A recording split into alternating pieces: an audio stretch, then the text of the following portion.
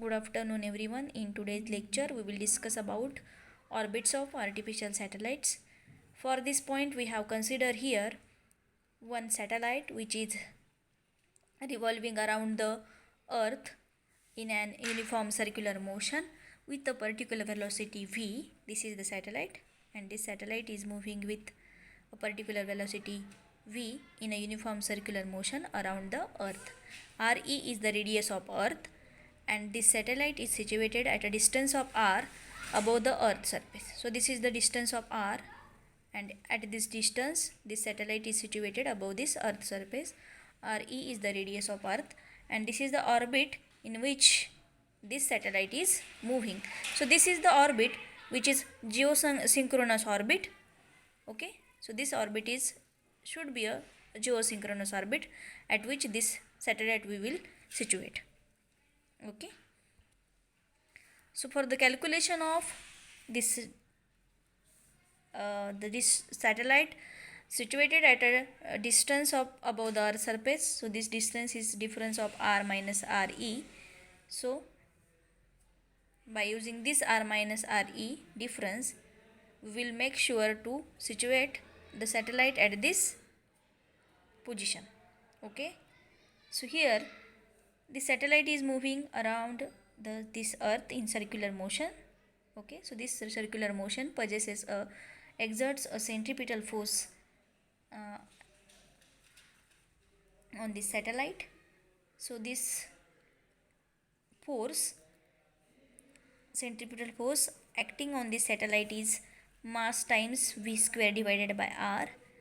This is the mass of satellite, small m. V is the velocity. With this velocity this satellite is moving around the earth, and r is the radius. R is the distance of this satellite above the earth surface. Okay, so by using the gravitational law, according to this gravitational law, this gmm divided by r square. What is g? Is a gravitational constant. Capital M is a mass of earth, small m is a mass of artificial satellite, is equal to, this is the central force. So these two forces are balancing here, and this mv square divided by r is a centripetal force. With this centripetal force this satellite is moving, and this is the gravitational force. So by comparing these equations we can find out the velocity required for the satellite. So here we will calculate, and I am writing here this equation in the form of velocity. So here v is equal to under root of gm divided by r. So this is the equation becomes from this equation. So this is the equation number 1. So this is the orbital velocity of that satellites. With this velocity this artificial satellite is revolving around the earth. Okay, so we will calculate also a time period of revolution of this satellite. The satellite is moving around the earth in uniform circular motion. So time period of this satellite is t is equal to distance for one revolution around the earth divided by speed during the revolution. So this is the distance is 2 pi r divided by speed is a v. So this is the time period. So by using this equation we will put the value of v here. So this equation becomes t is equal to 2 pi r into under root of r upon gm. Okay, capital M. So here we will calculate, we will remove this square root sign. So we will square this quantity. T square is equal to 4 pi square. This is the r square, r upon gm. So this is r square, and r is becomes r cube. So 4 pi square divided by gm into r cube. Okay, this is the constant quantity. G constant, gravitational constant, mass of the earth is also constant. So this period of revolution which is proportional to the r cube. So this period is dependent upon the distance at which the satellite is situated above the earth's surface. Okay, so this equation proves the Kepler's third law. Okay, so this is the t square which is proportional to the r cube. So this is the orbits of artificial satellites. So like this way we will calculate the distance, म्हणजे आपल्याला कुठल्या डिस्टन्सवरती satellite सिच्युएट करायचे तर ते R minus R E आपण calculate करू शकतो. आपल्याला रेडियस ऑफ अर्थ माहिती असते. ओके, मग हे जे डिस्टन्स आपल्याला कॅल्क्युलेट करायचे रेडियस ऑफ अर्थ आपल्याला माहिती आहे, हे डिस्टन्स आपल्याला माहिती पाहिजे आणि ते डिस्टन्स आपण या फॉर्म्युल्यावरून कॅल्क्युलेट करू शकतो. इथं सगळ्या व्हॅल्यू पुट करायच्या, पिरियडच्या व्हॅल्यू पुट करायची, जी एम ही सगळ्या व्हॅल्यू पुट करून आपण आरची व्हॅल्यू कॅल्क्युलेट करू शकतो. ओके, आणि मग आपण हा डिफरन्स कॅल्क्युलेट करू शकतो आणि हा डिफरन्स कॅल्क्युलेट केल्यानंतर आपल्याला समजतं की कुठल्या डिस्टन्सवरती सॅटेलाईट सिच्युएट करायला पाहिजे. ओके, आणि मग ते सॅटेलाईट आहे ते in circular motion around the अर्थ काय होईल, मूव्ह होईल. ओके, मग ते ऑर्बिट त्या आर्टिफिशियल सॅटेलाईटचं ऑर्बिट आपण डिफाईन करणार आहे. मग ते ऑर्बिट असतं ते जिओसिंक्रोनस ऑर्बिट असतं. कसलं ऑर्बिट, जिओसिंक्रोनस ऑर्बिट. म्हणजे कसलं ऑर्बिट की आर्टिफिशियल सॅटेलाईट अशा ऑर्बिटमध्ये रिव्हॉल्व होतं की त्याचा टाईम पिरियड असतो तो 24 आवर्स असतो. की तो टाईम पिरियड कोणाचा असतो, अर्थचा.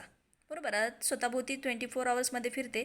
तसंच काय होतं, हे आर्टिफिशियल सॅटेलाईट आपण जे की सिच्युएट केलेलं आहे ह्या आर एवढ्या हाईटवरती, मग ते सिच्युएट केल्यानंतर ते कसं मूव्ह होणार आहे, अबोव द अराउंड द अर्थ इन त्याचं जे ऑर्बिट आहे त्याला आपण जिओसिंक्रोनस ऑर्बिट म्हणतो. म्हणजेच काय की त्याचा जो टाईम पिरियड आहे तो 24 आवर्सचा असणार आहे.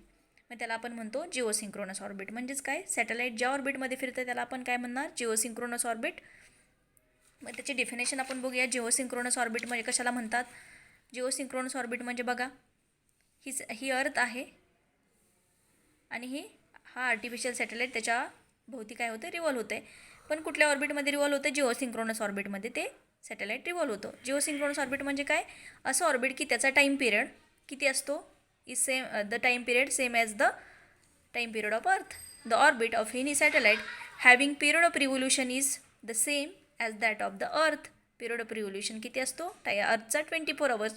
सो टाईम आपण 24 आवर्स कन्सिडर करतो. ग्रॅव्हिटेशनल कॉन्स्टंटची व्हॅल्यू आपल्याला माहिती असते, मास ऑफ द अर्थ माहिती आहे, आणि मग ह्या फॉर्म्युल्यामध्ये सगळ्या व्हॅल्यू पुट करून आपण आर हे डिस्टन्स कॅल्क्युलेट करू शकतो. आणि मग आर हे डिस्टन्स आपल्याला मिळतं किती आहे तर एवढं किलोमीटर. आणि रेडियस ऑफ अर्थ आपण कॅल्क्युलेट करू शकतो. मग आर माहिती झालं, आर ईसुद्धा माहितीच आहे. आरसुद्धा कॅल्क्युलेट करू शकतो त्या फॉर्म्युल्यावरून.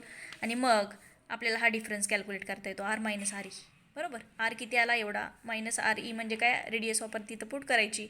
आणि मग हे कॅल्क्युलेशन केल्यानंतर नियरली इक्वल टू 36,000 किलोमीटर एवढ्या डिस्टन्सवरती आपण कुठलंही सॅटेलाईट काय करतो, सिच्युएट करतो. म्हणजे ही अर्थ आहे आणि एवढ्या 36,000 kilometre above the earth surface, म्हणजे अर्थ सरफेसच्या अबोव एवढ्या हाईटवरती 36,000 किलोमीटरच्या हाईटवरती आपण हे सॅटेलाईट सिच्युएट करतो.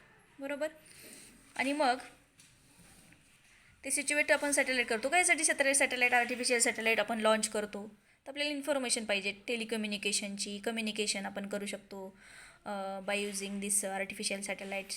So for this communication, better communication, we will launch this artificial satellite above the earth surface. and ते artificial satellites कुठे सिच्युएट करतो, अर्थ इक्वेटरच्या 36,000 किलोमीटर हाईटवरती आर्टिफिशियल सॅटेलाईट आपण लॉन्च करतो. आणि मग ते आर्टिफिशियल सॅटेलाईट ज्या ऑर्बिटमध्ये मूव्ह होतं अराउंड द अर्थ, त्या ऑर्बिटला आपण जिओसिंक्रोनस ऑर्बिट म्हणतो. म्हणजेच काय, त्याचा टाईम पिरियड 24 आवर्स एवढा असतो, जेवढा अर्थचा टाईम पिरियड तेवढाच त्याचा पण. त्यानंतर आपण बघतो जिओस्टेशनरी ऑर्बिट. जिओस्टेशनरी ऑर्बिट म्हणजे काय तर बघूया. The geostationary orbit of the satellite around the earth is such that the satellite remains stationary with respect to each and every point on the surface of earth. म्हणजे काय